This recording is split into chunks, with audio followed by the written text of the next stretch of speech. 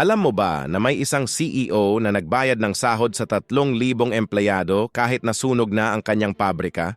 Noong 1995, nasunog ang Malden Mills Textile Factory ni Aaron Feuerstein sa Massachusetts. Lahat ng makina destroyed. Lahat ng inventory wala na.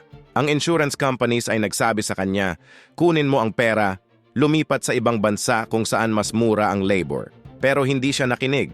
Sa halip, ginastos niya ang $25 million ng sarili niyang pera para patuloy na bayaran ang full salary at benefits ng lahat ng workers habang ginagawa ulit ang pabrika.